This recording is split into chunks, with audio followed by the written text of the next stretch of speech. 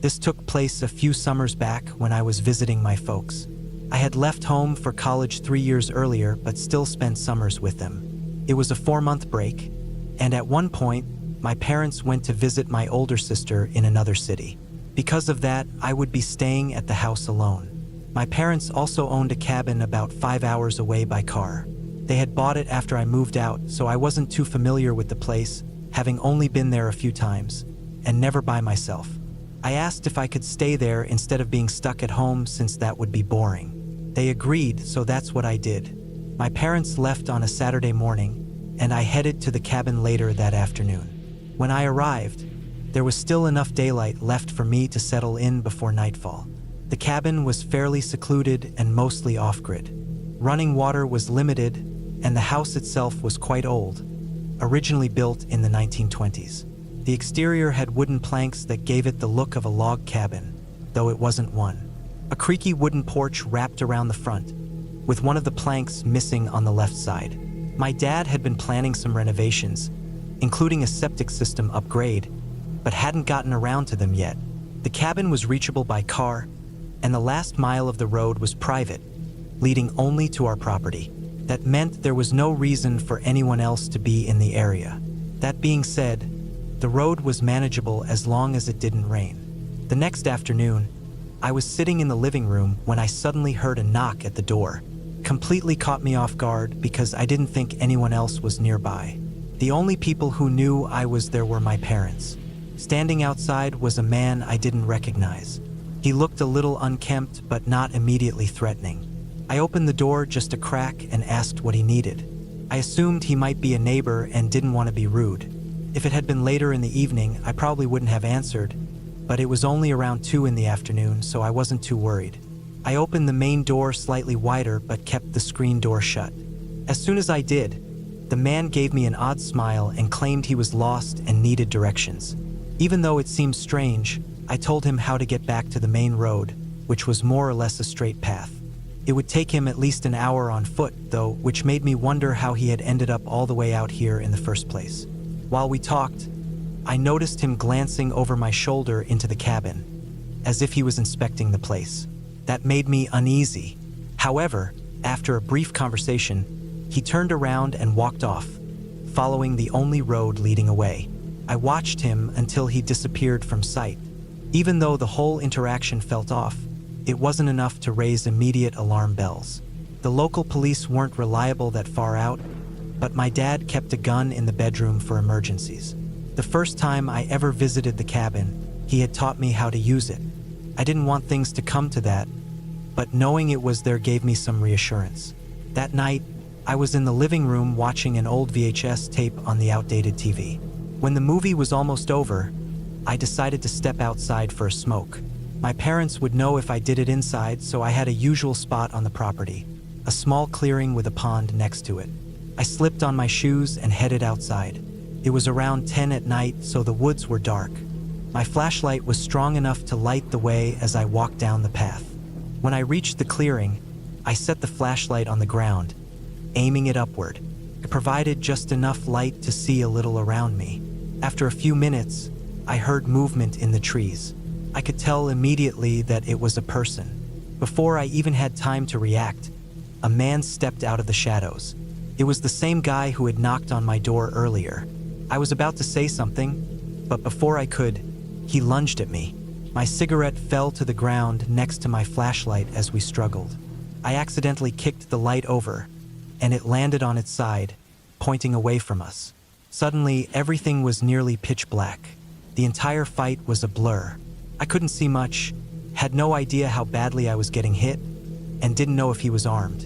Eventually, I managed to break free, grabbed the flashlight, and sprinted back toward the cabin. I rushed inside, locking the door behind me, not knowing how close he was. Then I remembered the gun. I ran to the bedroom, yanked open the dresser, and grabbed it. Turning back toward the doorway, my hands were shaking so badly, I wasn't even sure if the gun was loaded. I paused to listen. I could hear footsteps inside the cabin. I shouted that I had a gun, but he didn't respond. The sound of his steps grew closer. Then he appeared in the doorway. I stood frozen, pointing the gun at him, hands still trembling. He hesitated when he saw it. I yelled at him to leave. For a moment, he seemed to be thinking about whether I was bluffing. Then he took a step forward. I screamed that I would shoot if he didn't back off. That did the trick. He slowly retreated, keeping his eyes locked on me as he backed toward the door. I kept the gun trained on him until he stepped outside and disappeared into the night. I stood there for several minutes, still aiming at the empty doorway, my breathing ragged. When I finally lowered the gun, my body gave out and I collapsed onto the bed, trying to calm myself. A minute later, I sat up and looked at the weapon. That's when I realized it wasn't even loaded. If I had taken a second to think earlier, I would have known that. Once I got my bearings, I knew I couldn't stay there. He might come back. I grabbed my phone, wallet, and car keys, slipped out the back door, and locked it behind me. Then, I ran to my car and drove straight to my parents' house in the middle of the night. When I arrived, I felt a little safer, but I was still rattled. Sleep was impossible. Even though it was nearly morning, I decided to call the police. I told them everything and gave them the cabin's location. They said they'd send someone to check it out as soon as daylight broke. After that, I called my parents. I didn't want to ruin their trip, but they needed to know. My mom answered, and I quickly explained the situation. She was understandably shaken and said they'd cut their trip short to come home immediately. For the next few hours, I paced the house, double-checking the locks and peering out the windows, unable to shake the feeling that he might have followed me. Eventually, I heard back from the police. They confirmed that the cabin had been broken into. My parents didn't keep much there, but the place had been ransacked. They also discovered signs of a makeshift campsite on the property. I told them it wasn't ours. It dawned on me then, he had likely been staying there. When he realized I was alone, he must have decided to make his move. He must have spotted my flashlight when I went out to smoke and took the opportunity. Afterward, he must have fled, afraid of getting caught. That thought offered little comfort. I never felt safe there again.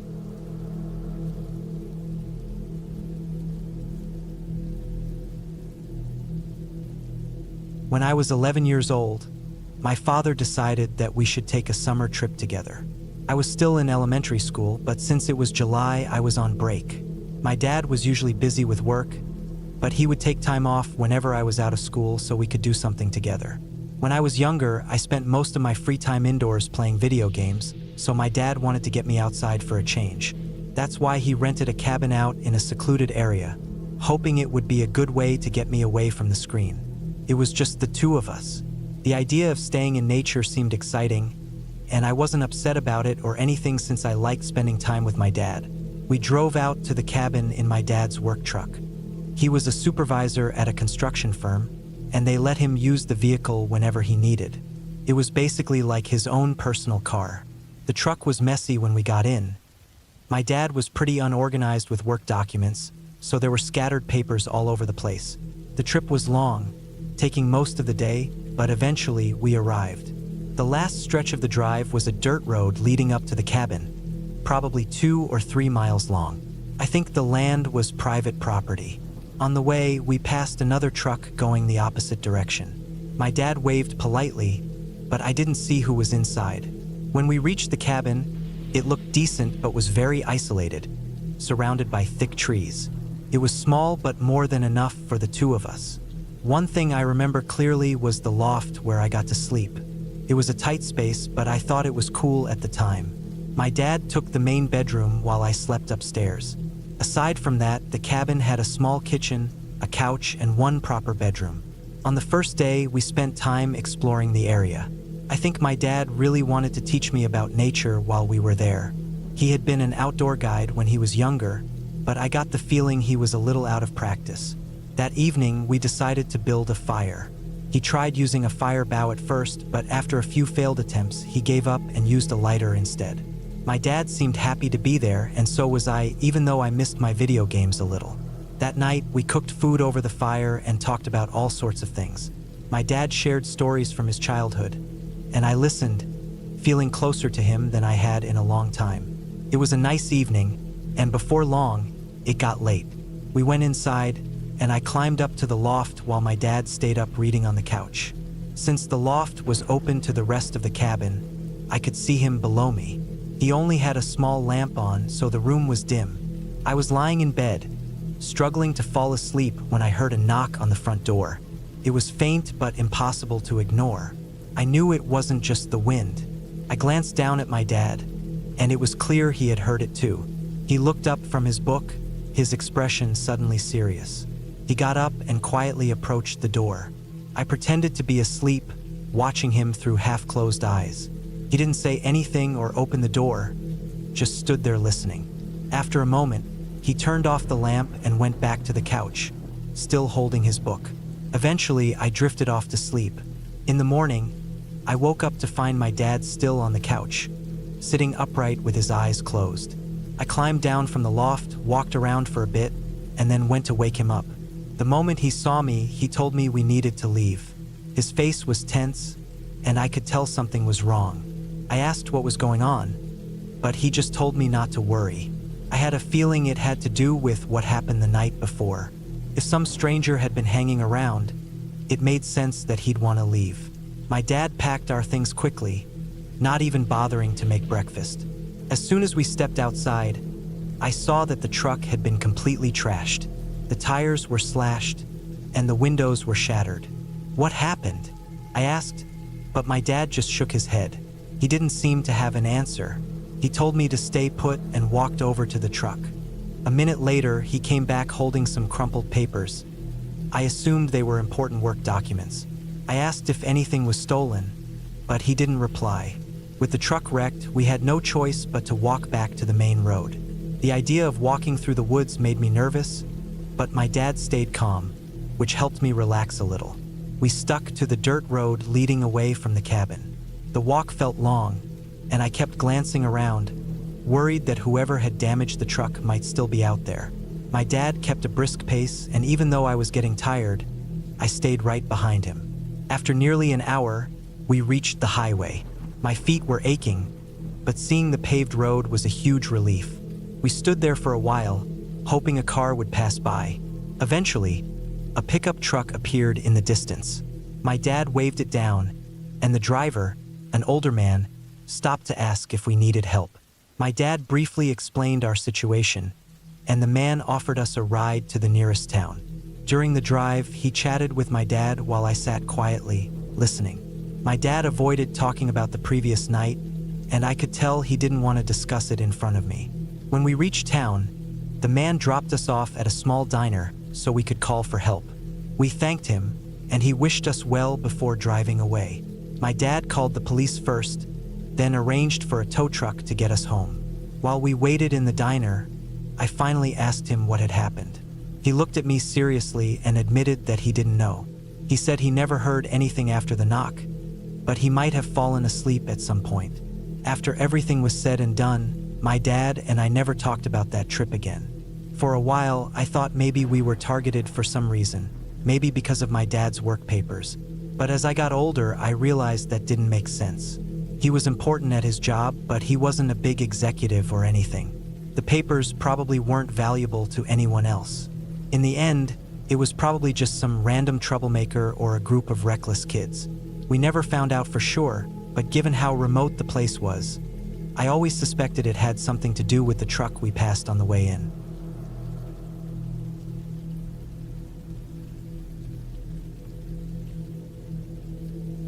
When I was 19, my older cousin and a few of his buddies decided to spend a week in the wilderness.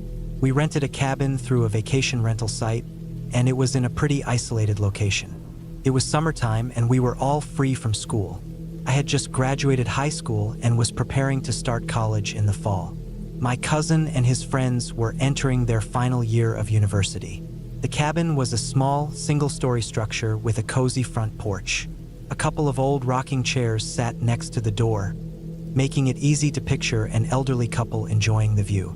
Apart from that, the place was surrounded by thick woods, and the closest neighbor was miles away. My cousin's friend, Jason, was the one driving, so we all got picked up since we lived in the same town. He had a compact SUV that we figured would be useful for handling rough roads. As it turned out, the route wasn't bad, and a regular car probably would have been fine. The drive took about 5 hours total, mostly on paved highways, but the last hour was on dirt roads. These were well-maintained and easy to navigate. We arrived on a Wednesday afternoon, unpacked our bags, and got settled in. The cabin had only one bedroom, but there was a pull-out couch. I brought my camping mat so I could sleep on the floor. The first day was mostly spent exploring the surroundings, following the trails, and chatting with the group. My cousin and I walked down one of the trails for about an hour and a half, ending up quite far from the cabin. We came across an old road with fresh tire tracks on it. It wasn't on the map, which confused us, but maybe abandoned roads weren't listed. Regardless, someone had been using it, so we knew there had to be other people around. We didn't see anyone, though, and eventually we headed back to join the others. That first night, we built a fire in the pit behind the cabin. I had never been much of an outdoorsy person, so the experience felt new and exciting. The sky was clear, and I saw more stars than ever before. It was beautiful, but the sounds of the forest made it a bit eerie. We could hear rustling in the bushes and the occasional hoot of an owl. After a while, we locked the doors and called it a night. It was well past midnight when we finally went to sleep. The next day followed a similar pattern. Some of the guys wanted to check out a nearby lake, so we spent time there before returning for another campfire that night. After we went to bed, I heard strange noises outside. I was sleeping on the floor near the back window and could hear a faint rustling. It wasn't loud, but I knew it wasn't just the wind. I tried to ignore it, but the sound grew more distinct. Something was moving through the bushes. My cousin, who was on the pull-out couch about 10 feet away, heard it too. He assumed it was a raccoon or a deer, but I was worried it could be a bear. The noise kept getting closer. By then, I think I was the only one still awake. I glanced around and saw my cousin was already asleep. I checked my phone. It was 2 a.m. That's when I heard clear footsteps outside. I had never encountered a bear before, so I wasn't sure what they sounded like, but I was curious. I shifted onto my knees and peered out the window above me. There was definitely something out there, but it was too dark to make out clearly. It looked like a person, though that didn't seem possible. I convinced myself it had to be a bear and let it go. The next morning, I didn't mention anything to the others, but I still wanted to check for tracks. After breakfast, I stepped outside to examine the ground where I had seen the figure. There were no bear tracks, only shoe prints that belonged to us. That evening, as we ate dinner inside, we sat around a small circular table near the kitchen. It wasn't completely dark yet, but the sun was setting, and we planned to have another fire later. Just as we were finishing our meal, I glanced out the window and froze. A figure appeared at the edge of the woods, slowly walking toward the cabin. We all sprang up and stared. It was a man, his clothes were messy, and he had a limp. He stopped about 20 feet from the porch and just stood there, staring at the cabin. Jason grabbed a flashlight but didn't turn it on. Instead, he stepped onto the porch. "Do you need something?" Jason called out. The man didn't answer. He just stood there, staring. After what felt like forever, he finally turned and walked back into the woods without a word. We watched until he disappeared into the darkness. Then we locked all the doors and shut every window. None of us slept well that night. We stayed up talking, uneasy about the encounter. The man hadn't done anything outright threatening, but it was deeply unsettling. The worst part was realizing that if he had been out there that night before, he might have been lurking around for a while. That thought disturbed me the most. The following morning, we packed up and left. None of us wanted to stay another night after that. As we drove away, my cousin messaged the property owner to let him know we were cutting our trip short and explained why. We hoped for a refund on the unused days. The owner responded, saying no one else should have been in the area and that he would look into it. He did refund the extra nights, but it didn't seem like he took the situation seriously. To this day, we don't know who that man was or why he was there. Maybe he was just a local messing with us, or maybe he was someone dangerous. The scariest part was knowing he had likely been outside the cabin in the dead of night. If he had intended to rob us, why would he just stand there and stare? If he wanted to break in, he could have done it while we were all asleep. We never got any real answers about what happened out there, and we probably never will.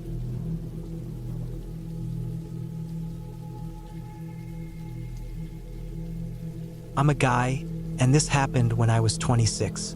My sister, Sarah, and I decided to take a hiking trip together. We both loved being outdoors and thought it would be a great way to spend a weekend. We lived in different towns, but they were only about 2 hours apart, so meeting up wasn't too hard. We picked a popular trail in a large national forest a few hours from my place. It was a Friday morning when we set out. Since Sarah's house was on my way, I decided to pick her up. By the time I reached her place and we got on the road, it was around noon, still plenty of time in the day. As the city roads turned into thick, green forests, I felt excited about the trip.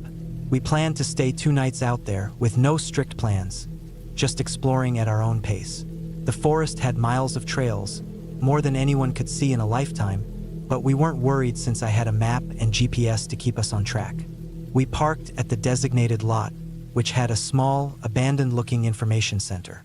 It had always been empty whenever I had been there before. The hike started off great.